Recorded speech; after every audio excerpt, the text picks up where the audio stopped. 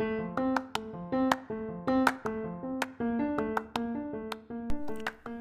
everyone, I'm Dr. Carey Heller, and welcome back to the latest episode of Being the Best Version of Yourself. Today we're going to talk about executive functioning. It's interesting. It's a term that's been thrown around a lot in the last, 5, 6 plus years that people use a lot. People don't often define it, or it can often be very confusing. Is executive functioning disorder an actual disorder? Is executive dysfunction an actual disorder? These are all really interesting questions that we're going to talk about today.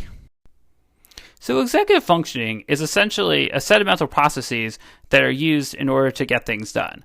And so within the umbrella of executive functioning, you have common cognitive skills that include working memory, so being able to hold stuff in your mind, flexible thinking, self-control, so being able to stop yourself from acting on something when it'd be problematic to do so. I can imagine most people listening to this can probably think about a time where maybe you said something you shouldn't have, or you did something you shouldn't have, and you did it impulsively because you were upset, you were angry, or you just couldn't help yourself. Other skills involved in executive functioning are, paying attention, organizing, planning, prioritizing, starting tasks and staying focused to complete them, regulating emotions, self-monitoring, so the idea of keeping track of what you're doing. As you might expect, executive functioning skills are things that they develop over time. So a 5-year-old is going to have very different executive functioning skills than a 15-year-old, and then even probably to some degree a 25-year-old. And so while obviously these skills develop naturally, and certainly there are things you can do to help further facilitate them, sometimes people have trouble with these things.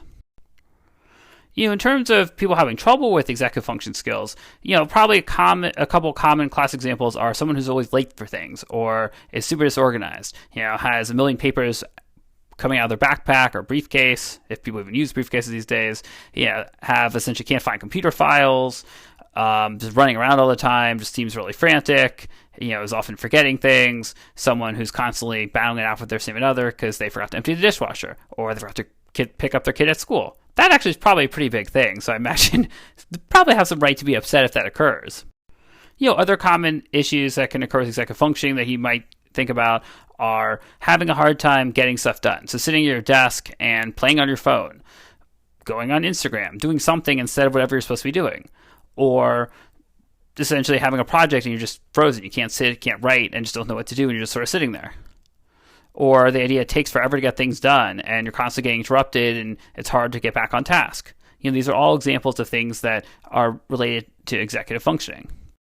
One of the common sort of questions with executive functioning issues is it a disorder? So the DSM-5 and ICD-11, which are the criteria, or the organizations that create the criteria that are used for mental health disorders, it's not an actual disorder in that regard.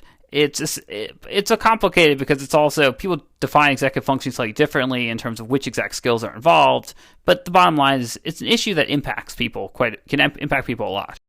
That being said, probably the disorder that comes closest to sort of just executive functioning is attention deficit hyperactivity disorder. So ADHD, essentially in a lot of ways, it underlies executive functioning. So most people that have ADHD have, by default, weaknesses in executive functioning because issues with attention, often hyperactivity and impulsivity, self-regulation, which are often components of executive functioning. And again, there certainly are some subtle differences, but the idea is someone can have executive functioning issues and not have ADHD. But if someone has ADHD, there's some difference of opinion, but for the most part, they essentially have weaknesses in executive functioning. One thing that I think people don't think about as much with executive functioning, because you hear about it so much related to ADHD, but if you think about it, if someone's really anxious or depressed, their concentration is often impacted, and they may not be able to remember stuff as well. So in of itself, other mental health disorders can also cause impacts in executive functioning, again, such as anxiety and depression. Other disorders that could certainly cause impairments in executive functioning are things like dementia, Huntington's disease, any sort of cognitive disorder. So the idea here is that, with those types of things, because of the way that the disorders are, there's a kind of a gradual decline. Whereas if someone has executive functioning issues that are more due to just something that doesn't really have a label, or ADHD, or learning disability, usually it's more, they sort of have like a baseline, and the idea is sort of you can hopefully improve from there. But it's different when you're looking at how to approach it from a disorder where there's a decline as part of the disorder, or like a continual decline. So if you're listening and you're thinking about, this sounds like me. I have a hard time keeping organized. I lose things easily. I can't get stuff done. I'm always running late. The good news is you've identified maybe an explanation for why you have some of these difficulties. The next step then really becomes, what do you do about it? So it's often a mixture of things that help people to improve these skills. So it's a combination of figuring out strategies for yourself that could work, identifying the reasons behind why you're having trouble. For example, if you're really anxious and you're having a hard time focusing because of that, that's very different than if you have ADHD and just naturally, if you're not stimulated, just can't focus. And so you want to understand the cause to some degree, if you can, of the executive function weaknesses, because that will to some degree dictate how you approach treating them. Additionally, besides direct strategies and things you can do in terms of keeping a calendar, a task list, which again, those things are easier said than done, and sometimes it's the follow through that's often the hardest part. So with the follow through, again, this is where I think sometimes professional assistance can be helpful, or one of the many situations. So if you think about it, that working with an executive function or ADHD coach can often be really helpful in terms of getting someone that will help guide you on which strategies make sense to use, understanding principles behind things, and then helping with the accountability and the follow through. Certainly, if it's more attention-based related to ADHD, medication can often be helpful, or anxiety, depending on the severity of it, medication can be helpful. Again, it's always important to consult with a professional that provides medication and examine for yourself, does this make sense? Are my symptoms severe enough? Would my symptoms actually be treated with medication and work well? Because the problem is, a lot of medications, if even we're talking about ones for ADHD, they tend to target, the attention and to some degree the, impulse control and getting started on stuff.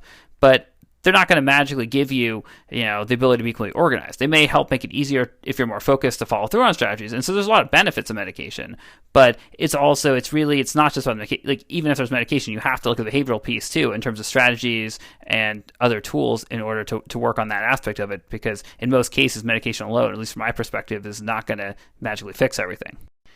The real goal of this podcast today is really to help you to raise awareness of what executive functioning actually is in as simple terms as possible. But the idea that if you're struggling with these things, if you're often late, if you can't find stuff, this could be a logical explanation as to why that occurs. And then from there, it's important to figure out what else can you do, whether it's stuff on your own, seeking out professional assistance in order to make things better.